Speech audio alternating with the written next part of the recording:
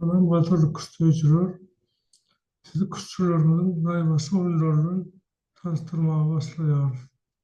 Şun kitaplıkta 1986 yıl yazında Kazakistan'ın paytahtı Almatı şehirine geçirilen yarışta Amarat Kakeli ve Mikhail Saltayev'in arasında oynanan oyunu orkudmuştu. Öğren kızıklı yarış şoldu. Bir neçe respublikadan bir ruhsat kuşçu ve bir ruhsatla dalaşar kuşçu bu yarışa çağırıldı. Spor Adamanat Kakeli ve spor sahasında dalaşar Oraza Aneli bu yarışta Türkmenistan'ı vekilçiliği ettiler. 1956 yılın Thompson'da Amanat Molim Pövrede geçirilen okuturulmuş kapaklarını bir de şu oyunu görkezdi. Başka da bir neçe oyunlar görkezdi. Ben hem oyunları yazıp aldım. Sonra 2013 yılda Amanat Halife bana can etti. Özünün kuşta kitabını yazanların öz oyunları hakkında, öz örücülüğü hakkında niyetlen oyunlarının hemmesini taptım. Yönü 2 tane naybaşı oyun tapıp bilemekteydi. Onların biri 1977 yılda Türkmenistan'ın çempionatına ustaatla dalaşar ve Resai'nin arasında oynanan oyunumdaydı. İkincisi olsa 1986 yılın yazında Almatı'da Mikhail Saltayev'in arasında oynanan oyunum ben oyun için en oydan oynayan bayrağım aldım dedi. Ben onu dedim, birinci oyun ben hiç vakit görmedim dedim. Amarat Molim'in öz aytısına olarak atı oydan oynamalı diye. Piyadamın sohbetine çıkıp iki yedek diye perdalman, iki yedek matalp diye katı oydan diye. Men dedim, yani ikinci oyunu benimle bağır dedim. Mikhail Saltayev'in arasına dedim. Ay yok dedi, ol oynamda seninle olmalı değil dedi. Sebebi men dedi onu televizorda kuş depresyonlar hatta hiç vakit görmedim dedi. Hiç o jurnalda ya kitapta çap edilmek dedi. Ona ben atlattım da aman atmalıyım şu.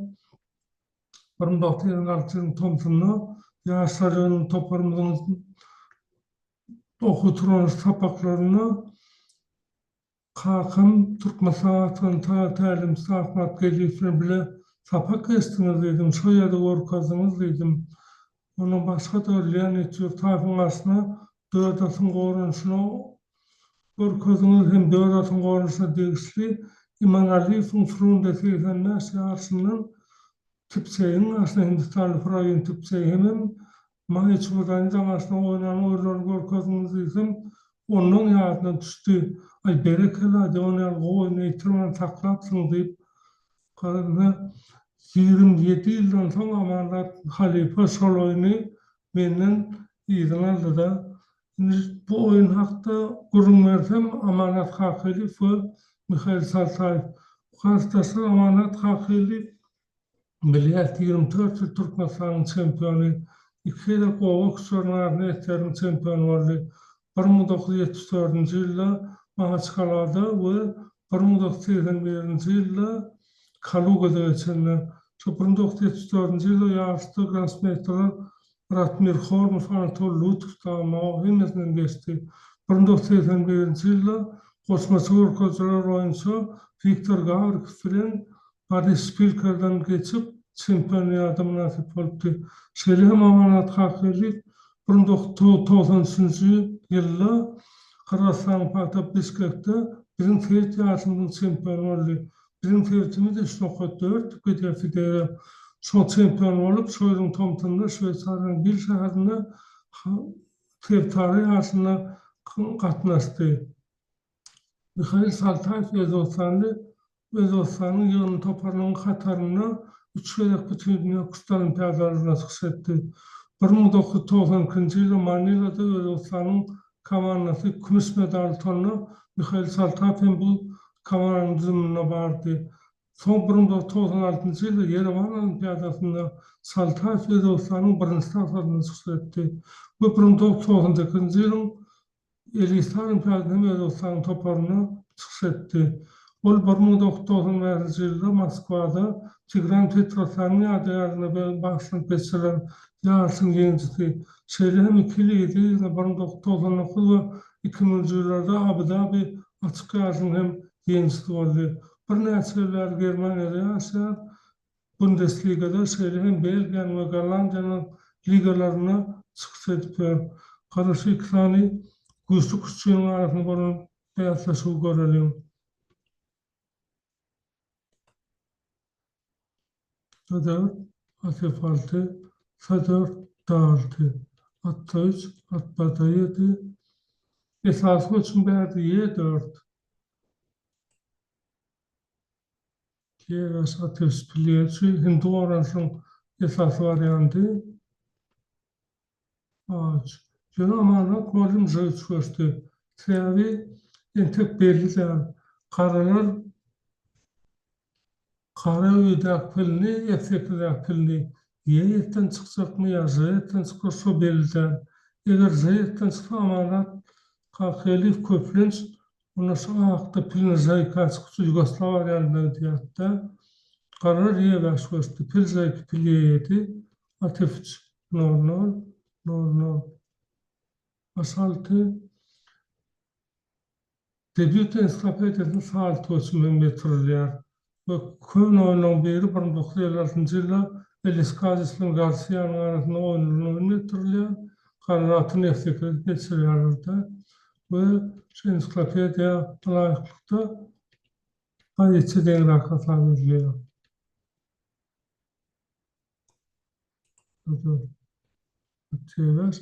Şöyle den hasar ediliyor. Sonra asal tostu boyunu Y4 sağ altı. İki tarafın yazmaları ağırmış, kovu hayıtları esiriyorlar. Şu iki akruh için davır yerden başka şeyle kovu tapmak mümkünler tahtada. Zaltı. Amarat malum şu zaltı için göçümü halanaktı. Zaltı o derler. Onu der ki yede orup hatta dörde hatta ya sostan o diyordu. Zaltı için halanaktı. Şimdi şu oyunda men üç tane kırklı portal beylap geçirtmeye. Şuna birinci kırklı portal. Ah piyadalar Fedor, Dador, Yedor, Turka, Garip piyadalar salt daltiye verdi. Şurlanlayan pozisyon urgu. Ahir piyadasını pidaya ediyor. Seveş geçip nen için dalt tak piyada yeves piyadan koruyor. Son için dalt piyadanın tünfü uyarlar. Bu piyada derek ahir safranını piyada artıkmasını alanıyorlar. Burada safranını akılın 4 piyadası var, kararın 3 piyadası var diyemez. Şurada kararı atın dayada olsun. Asya'da olsun yalnız seva akıl piltava salıp piyadanın yerine alıyor. Sonra hem şu ruhsa tekli olsun. Göçmeli bir kararı yalnız ruhunda tekli olsun. Ona akılları açmadan oynuyor da atı bağırsa olsa tempilen vakit bitirmeden vakitinde altı geçirip uçuş oynalar ayarlar. Diyor kararı yer ruhunu tekrar göçen adayında ona akıl ruhunda altı olsa daha altı oyun koşaklı metemerin görünüp dur. Ve sonra ruhunda leneden katlar akıl artık nasıl kazanıyorlar. Oyunu kararı perdefki atında yazıyorlar. Zadör. İhtiyaç. Şöyle amarat kalkıyla bir ruhunu yenilmeli pida ediyor. Pile. Orada güç hücum ya da pileftör. Alan tamam bunu alana o davri ilki altı olsa ağrı koçum tersine kır. Yine bu yerde ağrı koçum gerekli ya da o hukmanlar inni davruyorlar. Esiyor. Yine ikinci kılıklı fırsat kara hatta yette durup ye suyu kontrol ediyor. Pili elten ak. Şu ye suyu son için aklar ruhlarını atıyor edip pillen kütleri ve ifaltı uçarlar. Nerede pili yeksekler açıpanak da yedi kütler ya indi koçunu karasa yatay ya.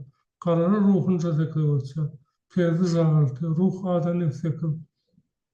Amanat halife şeyde tutup bardan özüm şoto düşmedim diyadi. Atın yer öldü o çağıyla. Şu açım yanlış açım diyadi. Şu düşmedim de şu payeten hem kovur ya hem bir şeyleri de tanıyatta.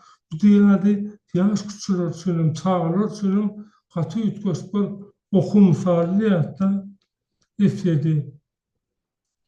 Gören ağırlar uçan elteyavi ağırastıkı degen araçılya, ağırlar perden bir ölçümde aşartlanıp yatıracak kolyalar. Yönü kararda bir hayran animal göçün tapılya şöyle, perdi de dördü ölçüp kust veriyor. Eğer ne alsam, ona ağırlar utuluyor.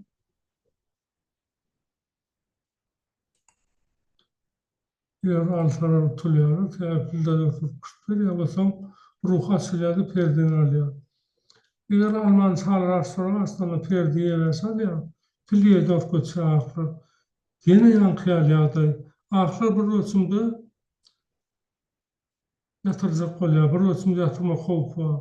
Yine de aralarda katır yütküş göçünme, perdi hastekle ölçü, sağ karaya getirilip, son pililen küstlerip, karar yenide uçuşadan ayarlar.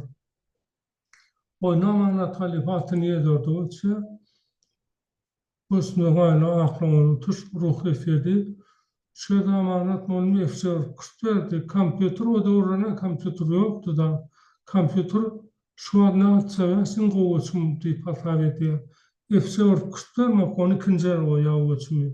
Atsevers asetten yatsak koltur alsa perdas vers kust. Bu şeydene ahir odan yatıran yer karşısani. Efsir kustverdi.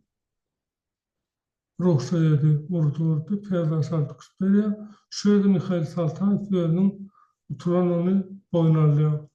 Sebebi, eğer kara sazadaki varsa, ona atın saratması var. Piyada diye, eğer ruha seda olsa, ona ahir piyadadan estekten küstürüp yatıran yarın. Bu için amanat hak edip, yani velak etsinlerdi. Görüntü bayrağı yarışta oynamışını in kovsem in odanı pasap edilip oyun. Şu tema değişli yanlışı yağdırına piyadan tarafta ceza etmek, parçam ceza etmek tapanı değişli yaş küçülemede kar oyunları maslahat veresinmeliye. Onların birincisine Portiş bilen Aron'un arasındaki 15. Bütün Dünya Kustu Olimpiyadası Varna 1962 yıl. Çelhem Ubilava Gennady Kuzmin Ülkesler Halklarına Spartakyadası Moskva 1983 yıl. Bari istilen seyretlerin arasında ülkeslerin yaşlar faylama yarışı Klaypeda 1983 yıl.